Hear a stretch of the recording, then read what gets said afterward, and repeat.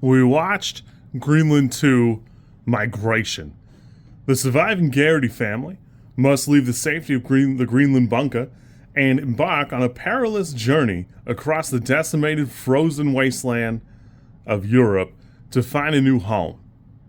The movie's about 98 minutes, and I don't know, the first 48 minutes are probably about like you think they are, and the next 50 minutes are a preceding series of baffling events, the likes of which I've never seen.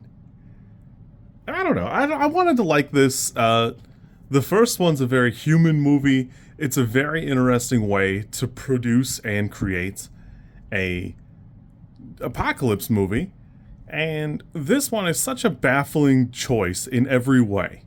Not only is the writing basically abysmal, you could basically throw a dart at a big pile of DVDs about the end of the world, and like whatever part of the DVD you hit, that's the section of the story you just straight up dig out and shove in here.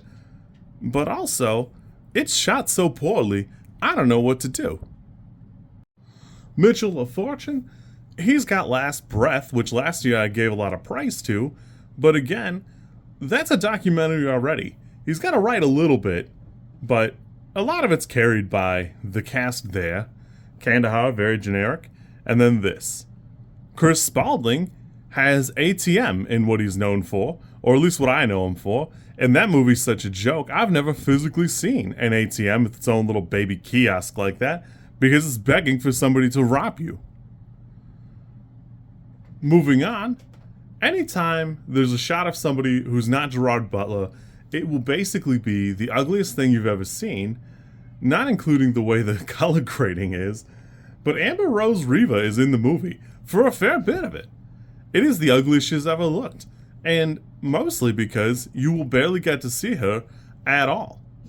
In fact, anytime the main three characters are not on screen, it's kind of hard to tell what's going on because it's mostly going to be framed on Gerard Butler, and then sometimes Morena Baccarin will be in the frame.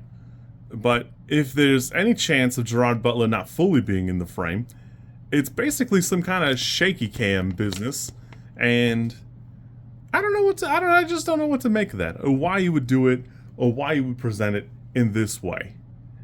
I'm happy the kid gets over his diabetes. It's very cool to see him grow as a character, although I wish he had not done it off screen, and I wish the character had just disappeared, although then we couldn't have this big ham-fisted speech at the end. I wanted to like this movie. My mother loves these disaster apocalypse movies, and her big complaint, which to my surprise, is that she hated Greenland. And I understand, because there's not a lot of disastery stuff.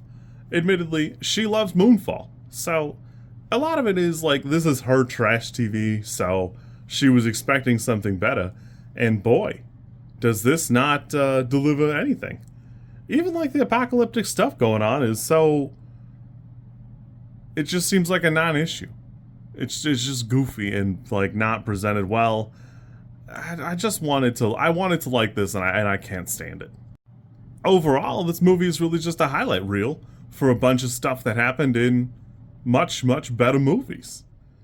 I'm really stunned because I was sure I would go look at who produced it and find Gerard Butler right there at the top like I did for Greenland. But amazingly, no. Here we are, Greenland 2, Gerard Butler's not listed. It's possible that Wikipedia is wrong, but if I had to guess, even he didn't like this. Chris Sparling also wrote the first one, which, you know, I guess whatever, but sheesh. I like Ric Roman Waugh. He's got a couple things that I thought were pretty interesting, and this just is not it. There's just nothing here to redeem the movie. Everything's washed out, and the humanist traits that we really appreciated are basically put on the back burner. There's a handful of time where there's a lot of people running around, and one singular time, the kid stops to help out, and the parents, I'm actually surprised they didn't just yell at him, because it seemed like a movie where they were just going to yell at kids, which is fine, because I hate kids in disaster movies, because they're always doing dumb stuff, but it's like the only time they have their one trait, the one thing that the first movie had going for it. Ah, well. This for me is like a 3. I really don't have anything redeeming about it. It was a movie. It was blissfully short. The first half is about what you thought it would be, even though that seems to be dragging its feet through the mud.